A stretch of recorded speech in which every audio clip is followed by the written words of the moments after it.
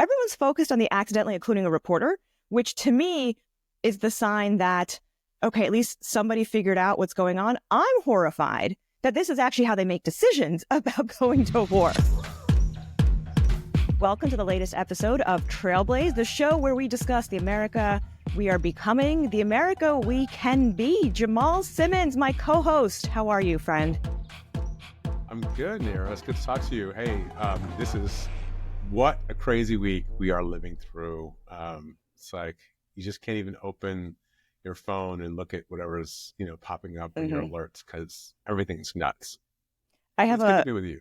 Thank you, because we do like to break this all down and kind of at least do a little whoosah together. There's two terms I would like to use for what I'm leading into and reading about this week. And one is national security and social security. And I don't mean that in the vague general terms. I mean the actual literal terms of, is our nation safe right now based on the behavior of Trump's appointed leaders? And is our social security actually going to continue for another generation? Do you have answers to that, Jamal?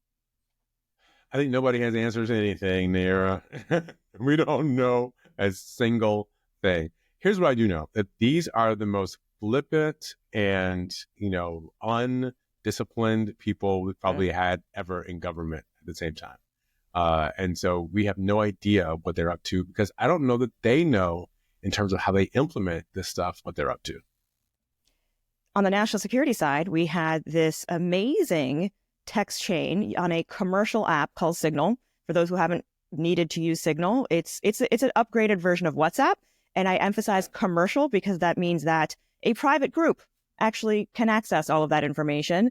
And they just decided, the Secretary of Defense and the National Security Advisor and the Vice President, that they were going to have a chat on Signal about launching bombs and intervening in a war in the Middle East. And they did that and accidentally included another reporter. Everyone's focused on the accidentally including a reporter, which to me is the sign that, okay, at least somebody figured out what's going on. I'm horrified that this is actually how they make decisions about going to war. It is. And I got to tell you, as you know, I was in the government in the Biden White House a couple of years ago. And the idea that they're using Signal to have these kind of discussions is just amazing to me. And there are people on there, I think you named some of them, right? It's Secretary of State, Secretary of Defense, National Security Advisor, the Director of National Intelligence, the Vice President of the United States. But then also people like Stephen Miller, who's the policy chief for the White House. But why is he on the national security call? It makes you wonder, Stephen Miller making national security decisions as well as everything else. So what we're witnessing right now actually is super scary. I don't know why they're using Signal to have these conversations. I don't know why they're not just going into what you and I know of as a SCIF, a secure, compartmentalized location to have this conversation. And then there's tweeting emojis at each other like they're 15-year-old kids talking about, light them up, whatever, fist bump. Like, it's give me a break. Here's why, though, because they're actually not the meritocracy, right? This whole idea of getting rid of DEI was supposed to give us the best and the brightest, and they are living proof that they are just friends of Trump. And they don't know how to behave as adults, even in adult situations. If you look at this text chain, starting at 8:30 and then it goes throughout the day, like, y'all should just get together in the Situation Room and have a meeting and talk this out like adults do. Do the pros and cons, what's right and what's wrong, make a decision and move on. What is this 4 days long back and forth, in addition to the fact that the Secretary of Defense decided to give targeting location, very precise information on this unsecured channel? Again, it's childish behavior. It's people who don't know how the real world should work. And so they don't mind, just as they're walking around doing whatever else they do, talking about things like bombing another country. Yeah. So here's what I do know about the security thing without, obviously there are things you can't talk about, but here's what I do know. What I do know is that everybody publicly acknowledges that foreign governments can hack our cell phones. Right? There's a reason why if you go into a government building, if anybody ever visits the government building, secure place in the Congress or the White House or State Department or Justice Department, any of these places, they make you take your phone out of your pocket and leave it in like a little bin. It's almost like a post office box thing. And so you push your phone in, and depending on where you are, you leave it there and you get it when your meeting's over. Why? Because those phones can be accessed remotely and turned into microphones, and some, foreign government can listen to the conversations that are happening. So if they can do that, and we all know that, I'm sure they are targeting the Secretary of Defense of the United States of America. And there's a great likelihood his personal cell phone is being compromised by a foreign power. And so now here he is tweeting, texting information with his buds about how they're going to launch an attack. It's really the most irresponsible and egregious leak.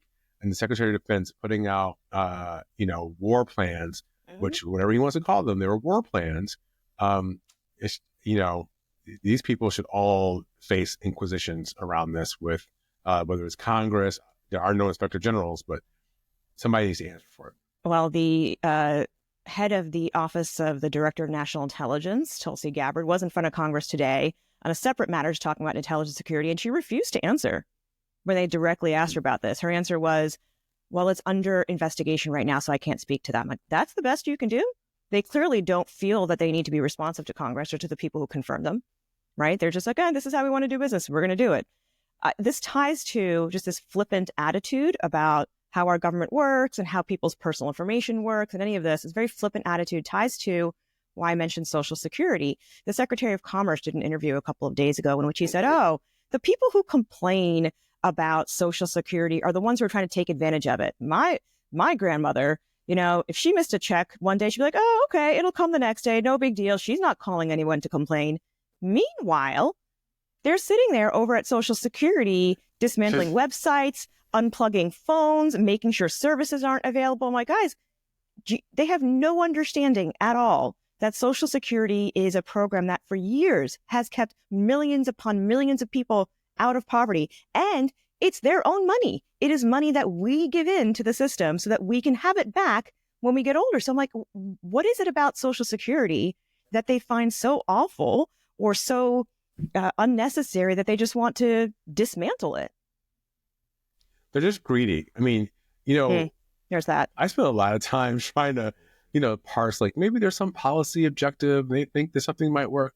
No, they're just greedy. Social Security has kept more senior citizens from being poor in this country than any other program. It is the most successful government program in the history of the United States.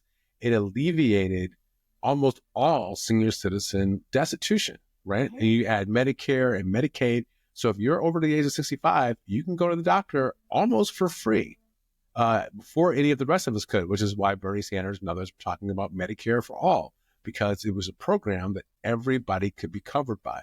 So to start to rip that stuff away from people, sure, I'm sure Howard Lechnick's mother or grandmother didn't call anybody else. You know why? Because her son's a billionaire. And so I'm sure if she had a problem, she just called her billionaire relative and he solved it for her.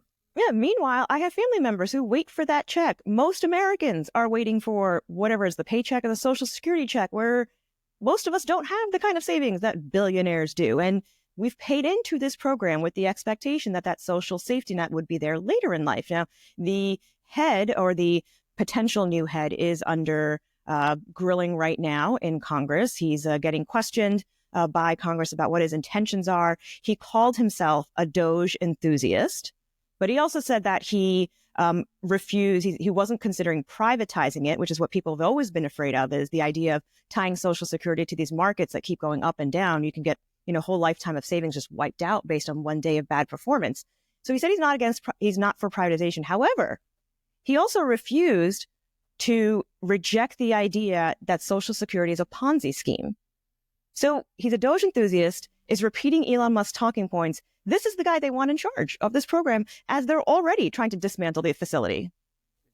It's actually super easy to solve Social Security. I mean, this is the part about it that's so maddening. You can solve any problem about solvency. People worry about whether there's going to be enough money in the trust fund to go forward. You can solve it all very quickly. All you have to do is raise taxes on wealthy people. All you have to do is make sure people pay Social Security taxes, regardless of how much money you make, that you pay Social Security taxes on all of your income. If you paid FICA, so those of you who may not ever know, for the first time I got a job and I looked at my paycheck and this FICA dude had taken this chunk out of it, right?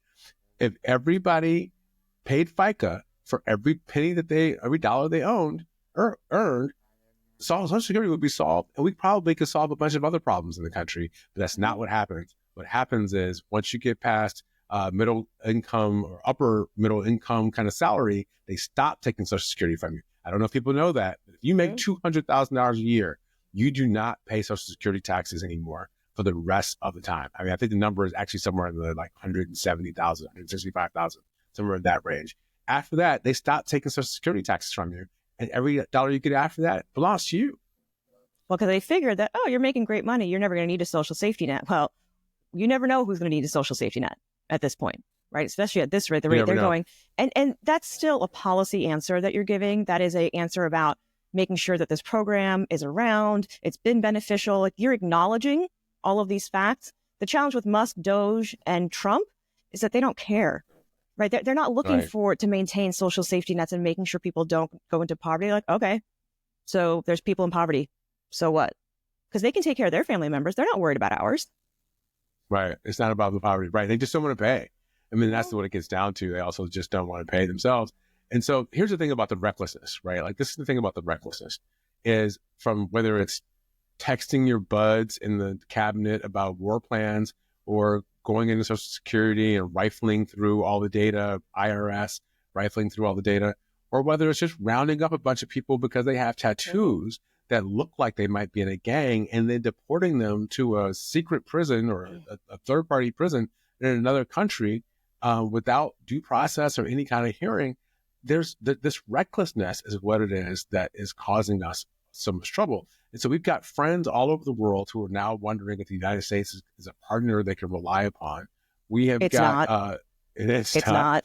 And we got people, citizens all over the country, which I don't have to tell you, who are worried that if somebody decides that they're now possibly gang affiliated, they can be picked up tomorrow and on an airplane to, Central America by the end of the week. Oh, well, let's be clear. What does possibly gang affiliated mean? It means you are here on a visa from Venezuela.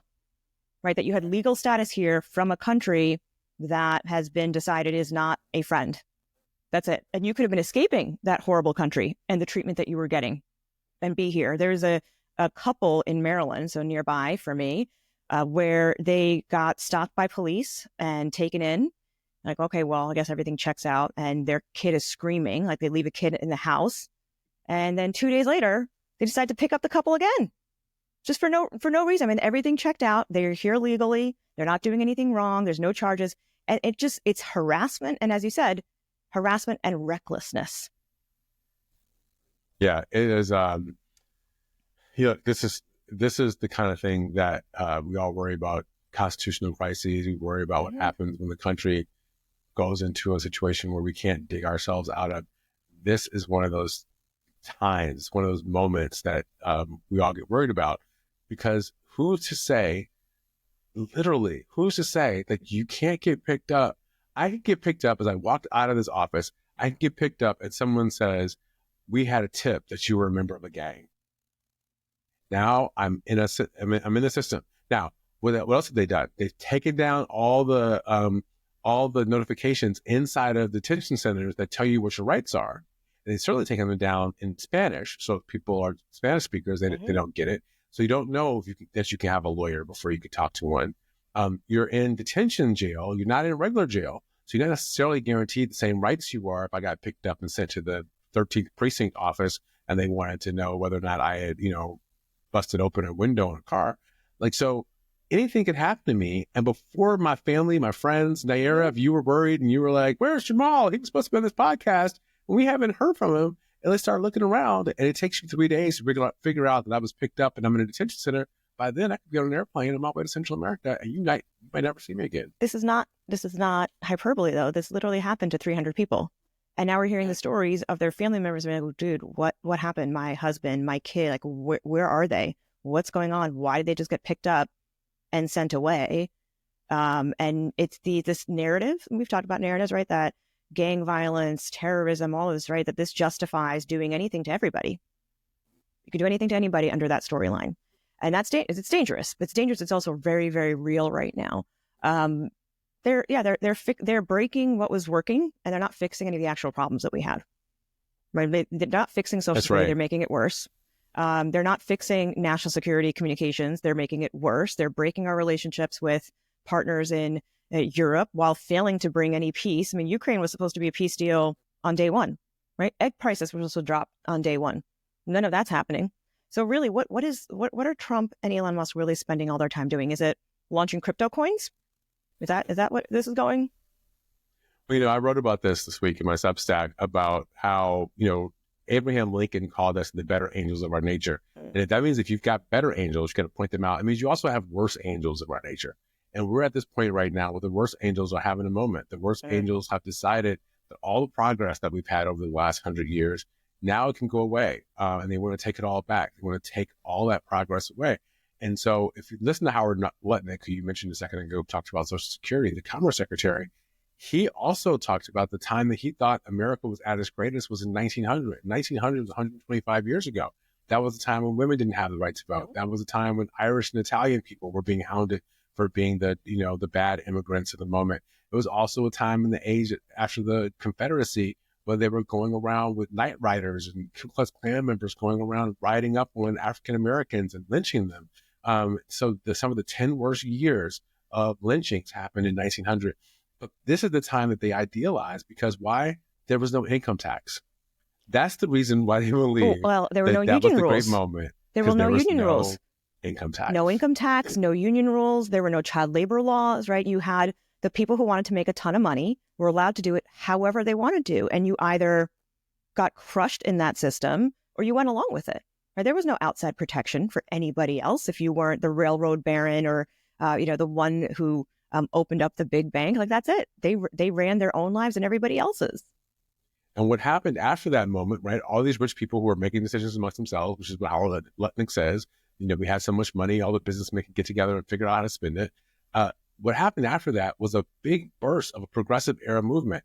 What happened after that was we got an income tax. Women got the right to vote. Mm-hmm. We took, senators used to be picked by state committees. We made senators popular electeds. We took that away from people. Teddy Roosevelt was president and he was busting up trusts. Like, there was this whole burst of progressive time where we kind of pulled back a bunch of that stuff. And places like the NAACP were created that basically sued the government into the 1940s and 50s and changed segregation laws. So the sad part is we may be going through a really tough moment and it's going to devastate families and individual lives. But what comes after this, when the American public realizes what everybody's up to, may be even better than what we had before. Well, they're starting. I mean, certainly people are realizing and reacting. You just have to look at the images of the town halls that constituents are holding, and they're putting up pictures of their senators and congressmen who are Republican and refuse to show up. It's bad when your national committee, the National Republican Congressional Committee, is telling people not to go and speak to their constituents. Right? When you're telling a member of Congress not to talk to their own people, you're really, really bad shape. But we have somebody who's going to give us another flip side of the really kind of depressing conversation we've been having so far. Absolutely. I want to welcome with us a good friend and a great new author of this book right here. It's called Flip the Tables. There we go. I'm trying to get it into the camera shot. It's called Flip the Tables. Alencia Johnson is here. She has worked at the height of politics, presidential politics. She's worked for Planned Parenthood. She's a big strategist. She also is a really thoughtful and kind of a deep speaker who revealed a lot in a book that I think her friends are probably surprised to read about. But we're excited to have her here. Alencia, thank you for joining us on Trailblaze. Thank you for having me. I'm excited to be here. Alencia, what prompted you to write this book? Oh my goodness, so many things. I like to go back to the moment in 2020, at the beginning of the pandemic, right after I was on Senator Elizabeth Warren's primary campaign. That ended around the same time the pandemic actually became a real thing, right? Like, not this thing we were all just thinking this might be the flu, right? And so hunkered down with at my family home, still in the midst of the election. George Floyd had been murdered and everyone was in the streets, and like all of these things are happening in the world. Myself, I was feeling a bit stuck, kind of in between professionally and personally. And the story of Jesus, I'm the daughter of a pastor, I'm a PK. And so the story of Jesus flipping over tables in the Bible is literally like my favorite Jesus, this crunk Jesus who has emotion and righteous anger, right? And so I had this question of what would it take for us to get that angry to flip over the proverbial tables in our life? And more so really thinking about externally, right? Like in our communities and the world around us, because that's the question that I get so often. And then I realized that also actually is very tied to our own selves, right? And our own self-discovery and our own journey. And so the question I kept asking is what would get us to the point where we want to turn over these tables and disrupt our own life to also then disrupt our communities? And I had to go on that journey myself. And as I was going on the journey, the book started coming together and all of these pieces, it ended up coming into play before I even wrote a book proposal. But, you know, I think it for me, it really crystallizes why the journey of getting to your authentic self and living in your purpose is deeply connected to how well you can show up in your community and build community and also face so much injustice in the world. And so that's kind of the ethos of what inspired me to write this book. So you talked about a little bit just now about disrupting your own life. I know you also then talk about disrupting your vision of yourself. I was really fascinated by this part of the story. When you talk about disrupting your vision of yourself, and maybe we limit ourselves about what we think might be possible. I just want you to go in a little bit more about how does that shake out for people to not just, you tell us, how does that shake out for people when they're disrupting their own lives, but also their own limitations? Yeah, you know, I had to really unpack some of the reasons I was getting in my own way, or I was in all of these amazing positions in my career, and yet still feeling kind of stuck and unhappy. And that's because at one point I realized, oh, I'm living everyone else's dream for myself and not my own. And why is that, right? And some of that is society, right? We live under capitalism and your worth is tied to how much you can produce, and the straight and linear path is very safe, right? Even when I announced that I was consulting and had my own consultancy, well, one, I felt the pressure to announce it. And then I heard all of these things from people like, how much money are you raising? How many people are you managing? And I was like, I don't like managing a lot of people. Like, what is happening here? And so I realized at that moment, I said, oh, where is this pressure to announce something coming from? Or, you know, have these big numbers to tell something or to tell a story about? Where's that coming from?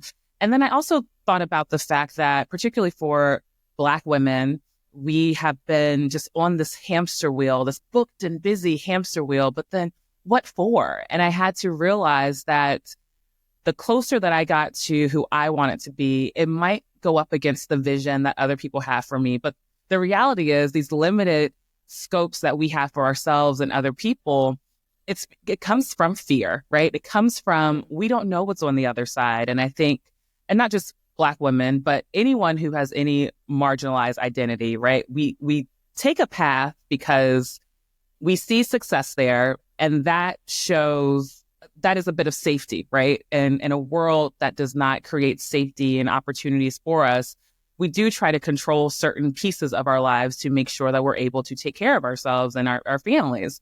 But then we had to like peel back some of those layers and realizing that, but if I get myself outside of the box and actually show that it works, it also disrupts this notion that all of us have to be whatever it is that a magazine or a newspaper or a television show, whatever it says that we have to be in order to be successful. And so as I started peeling back those layers, my career shifted, the way that I engage with my family and friends. I talk a bit about in the book too, how getting off that booked and busy hamster wheel as campaigners, as political people, as folks who are like, I got to solve the world today, you can easily get burned out. And that is not healthy. Like, what is the point of us burning ourselves out and dying young? Literally, people die young, but that's not in service to the work. And so like, how do you sustain yourself? And how do you live in a space that, quite frankly, for me, I ask myself this question all the time. What would I be doing if money wasn't an option? If I didn't have to worry about money, what could I do every single day that I could wake up and continue to do, that I would feel good about, that I could also continue to do this work, even as I see the losses in the elections, right? Even if, as we are facing so many hardships, if I can keep going. And so that was a bit of the work that I had to do. And also uncoupling that my worthiness is tied to what I could produce. So much of what you're talking about with the hamster wheel and the being busy metrics, right? The numbers tell your story. How much money has been raised, how many people, how many followers do you have? What is something that today you would do differently than, say, 10 years ago? Like, what's a really practical change that you've made as a result of this journey? Oh my goodness, the amount of times that I have told family and friends and loved ones, I promise you, I will come back. I'm like too busy to show up for this event. I'm too busy to show up for this moment, right? And you get to a point and, about 15 years in your career, and you're like, wow, I've missed a whole lot around the people who are constantly supporting me, and realizing, oh, this is my community that sustains me. And this actually feels like a transactional relationship if I'm only asking them to show up for me and I haven't been able to show up for them, right? And that pouring into one another. And that's something that, quite frankly, in hindsight, right, I would have made more of those decisions. And yet also we are the sum of all of our experiences, right? I guess I had to go through all of that to get here. But the other thing that you mentioned, like the storytelling, I would have earlier shared more of my story, right? Obviously I share a lot more in this book, but storytelling is the one thing, I think it's one of the most powerful organizing tools. It is the most disruptive tool that we have. It doesn't cost us any money, but it costs us a lot of courage, right? It takes a lot of courage to tell your story. And I just think that earlier on, I would have leaned into more vulnerable storytelling about what is also happening at the same time as we're trying to elect presidents, as I'm trying to save abortion rights. But where are some of like the real stories in my life that could actually shift and transform folks? I could tell everybody else's stories, but also sharing my own story would have been a key piece of that too. I had a moment probably similar to the one that you had when I went to visit a friend, one of my best friends from college. I went to go visit him, and all of my friends were there for the weekend, like a whole group of us that all hung out together. And I saw there's a picture on his mantle of the same group of people. They were all together, except I wasn't in the picture. And so I remember asking, I was like, well, what was this? And he said, oh, that was from, I think it was like his 30th birthday party. That was from my 30th birthday party. And I was like, how come I wasn't there? And the part that was the most depressing was whatever it was I thought was so important, I literally could not remember what I was doing. That meant that I missed like this incredible milestone for my friend and being with all the people who love me and who I love back. But how was I, as you said, like, how was I showing that love? Because I frankly didn't prioritize them. And so I came up with this rule about, back then it was weddings, birthdays, and funerals, right? Like I would at least show up for a minute, and I've added like kid stuff to it, right? Like kids' birthdays or whatever. But I remember showing up, like whether I would just fly in the morning and be there for like 7 or 8 hours and then have to fly back to wherever it was I had to be. But I was going to show up for the people that I love. I mean, because that's it's so important. And to be honest, showing up is the bare minimum that we can do, right? That's Even right. if you don't have the money or, and sometimes showing up does cost money, but like to be present, right? People remember when you were there for those moments. And, I think, and I think all of us can agree with this, right? There are a lot of things that we do in the world that people remember some of the work that we do, but the people in our lives, to this point that you're making, they remember if we've shown up for them and they're really big moments. And I kind of have like the same thing that I think about too, Jamal, although now I feel like I have more time. So except for this book tour, but outside of the book tour, I have more time to like show up. But it feels really good to really pour back into the folks that have for so long poured into you. This idea of renewing community connections and coming back to your roots. And it's especially at this time when it feels like there are no systems, bigger things that'll take care of us, right? We spent so many years running around convincing people in different states to go vote because it matters so much. And yet I had not been connecting with people in my own family and my own network and community in that same meaningful way. And then you find out that in those networks in your own community, you got some of these crazy ideas that you've been fighting with people far away. I'm like, oh, these are conversations I could have been having closer to home that would have had a very important impact. And that's my take, right, of what we can do in this moment. Your book, you wrote most of it, before Trump won. So how do you apply this flip the table concept for organizing and a broader social connection in this era? You know, that point you make is literally a point that I talk about all the time, and that like I can organize like thousands of people at a rally. I can be on television, on podcasts, and talk to people, but talking to our family, like that is such a, I don't understand why it is, but it's become such a radical notion to like to sit and talk to your family of 10 people, or even I tell this story about I live in a new building, and Jamal, you heard this story at the book talk a few weeks ago. I live in a new building and I have a new neighbor. I've been trying to do a better job of speaking to all of my neighbors.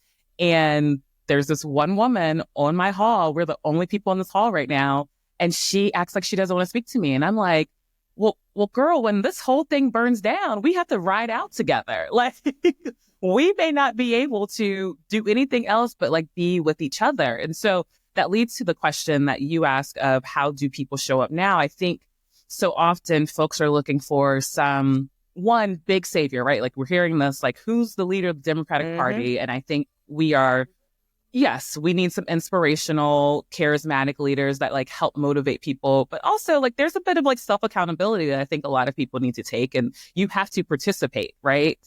And we're also looking for these big actions when I really think it's these small acts of courageous disruption that will push us over the finish line. You know, I talk about the importance of the labor movement and joining a union. And I talk about how, you know, Shannon Watts literally got fed up and started a Facebook group and now has one of the largest organizations that is pushing back on these inhumane gun laws, right? And so I'm showing people these ways that they can start building foundational actions of disruption that do lead to something bigger, but it doesn't feel as hard. And so I do want people to take a beat back and realize, oh, I don't have to do that. So this big thing, right?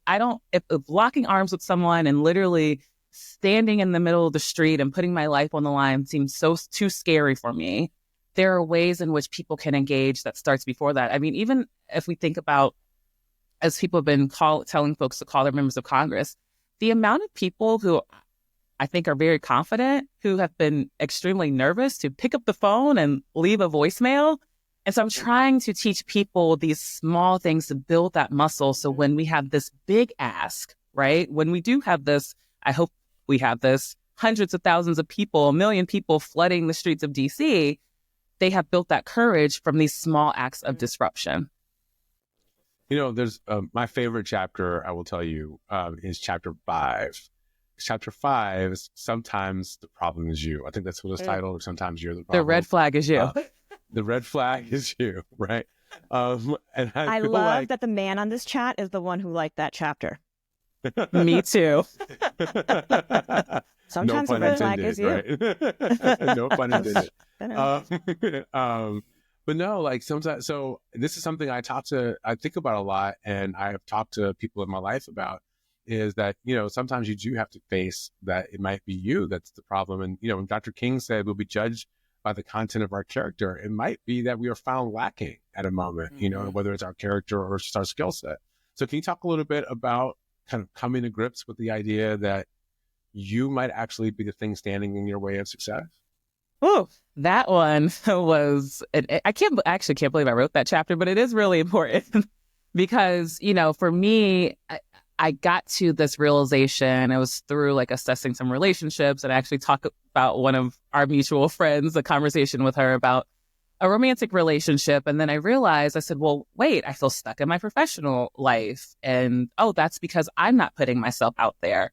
And how am I also hindering other people's ability to grow or see me or whatever it may be? And so that realization of facing yourself, I think, is the most challenging, but yet is the most rewarding. And I wanted to start with that, because if we're able to disrupt ourselves and, you know, come to terms with some of those parts of ourselves that could evolve and grow, right? And I'm being really intentional about the words that I'm using, because I think so often when we have these types of conversations, we look at ourselves as problems to fix instead of beautifully complex humans to accept and embrace, right? Like, we deserve the grace that we are asking or we are providing to other people.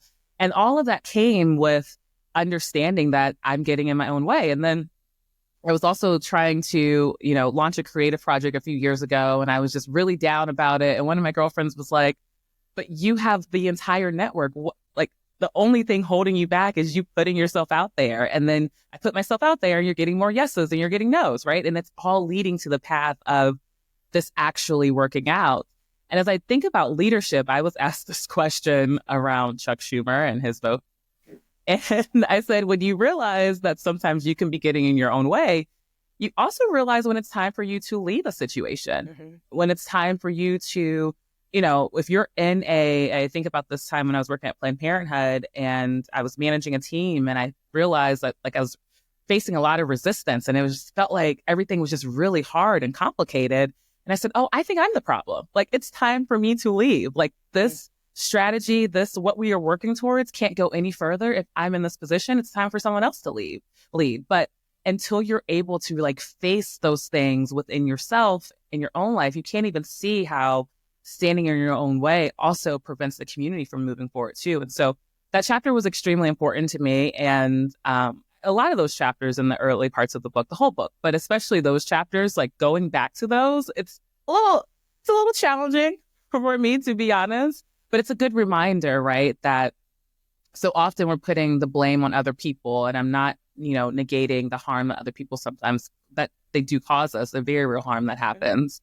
But there's so many ways that we hold ourselves back. And if we stop holding ourselves back, I just think the world would look so different, right? Because we're standing in our power, and we are, just courageous and able to go after things that people say are impossible. But the only way to get around that is to go through yourself. I'll just give you I really one nugget appreciate before that. we keep going. Oh. Yeah, I'll do one nugget, which is a friend of mine said to me, it's one of the things I live by.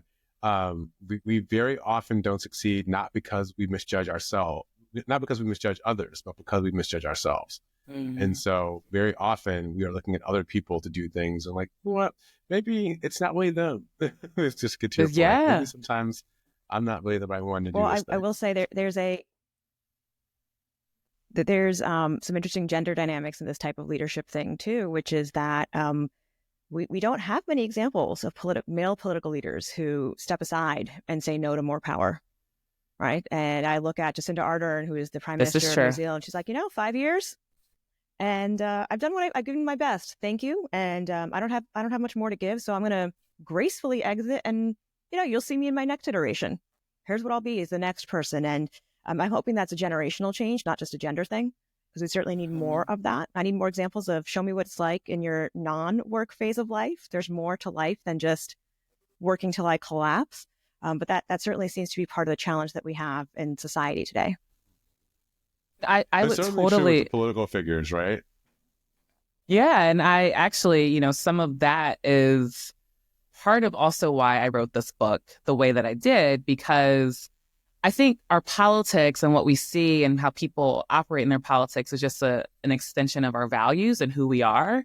And so if we can get to the space of people kind of unpacking and working through some of these things, to your point, maybe in another generation, we have leaders who are more aware this way, right? And understanding that power sharing doesn't make you less than, right? It actually empowers you and other people around you, and that maybe we could have a new generation of leaders, both men and women, right?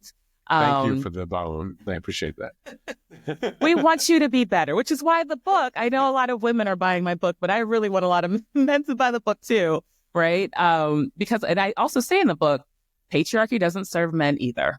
It is very real that it is not working for men either, for the most part. So, I am hopeful that we get better about our values and who we are and how we are supposed to be in community with one another. And then maybe people would make different leadership decisions. Feels good. Before we go, I do want to give you one moment before we go. Just Nayara asked you a second ago about doing this in the Trump era. But you mentioned race, and you talked about, as a Black woman, some of the challenges you face. How do you see this moment right now with what we're going through? And as you're talking to people about flipping the tables and making their own changes, what role do some of these big systemic questions play as people are thinking about what challenges they want to take on? Yeah, one of the things that I got to in therapy a few years ago was that some of the things that we are fighting against within our own lives, right, are actually systemic, right? And so that is a huge undertaking. And the more that we can, understand that. So, for example, just talking about, particularly for me as a Black woman, and I think about why Black women, my ancestors, were brought to this country to labor or give birth to labor. And so that is a system. And so as much as I'm fighting against what people are perpetuating that I'm supposed to do in this moment or who I'm supposed to be, there's only but so much I can control as an individual, right? And so I'll work through that. But then how do we chip away at the system? That's where the community building comes in, right? Like the locking arms and understanding. And then I think about after the election and, the 92% is all we've all said, hey, get somebody else to do it. And yet in that finding joy and rest, which I think is all part of the political resistance, there's still an element of taking care of our community, right? And going deep I just really believe going deep into community is how we can challenge some of these systems. And also at the same time, understanding that this work, it takes generations, right? And so how do we sustain ourselves in order to continue to do this work? And how do we sustain ourselves in a way to understand that we may win this election, we may get this policy win, but we haven't fully attacked this big catastrophic issue here. The last thing I'll say is when I'm looking at this moment we're in, I was talking about this with a friend, and we were talking about the system, and we were like, there's a lot of harm that will be imparted on a lot of communities right now because the system is crumbling. White supremacy is on its last it is grasping on for dear life. It's actually really fascinating to see. If it wasn't so painful and harmful, yeah, right? It's true globally. And if it wasn't so harmful for communities, it's really interesting to watch this show, what is happening. But at the same time, the question that I've been asking myself, on the other side of disruption, you can either rebuild or build something new. And maybe this is our opportunity to really reimagine what we want and actually build something new, have that radical imagination. And so as we are attacking the system, what is that bold, courageous vision of a system that will work for us? Because the one that's burning does not work for any of us. So I actually don't want to rebuild that. I want to imagine something new. And that takes a lot of courage. It's going to take a lot of sacrifice. It's going to take, us making sure that the work that we're doing right now, the legacy that comes after us, that they're also on that as well. And so that's something that I've been thinking about in the midst of this book and the context of where we are right now. That's a great thought to end on, because there is, in any disruption, there is so much opportunity, not just at the community level, but to be making longer term systemic change as well. Alencia Johnson, thank you so much for joining us today. Thank you for having me.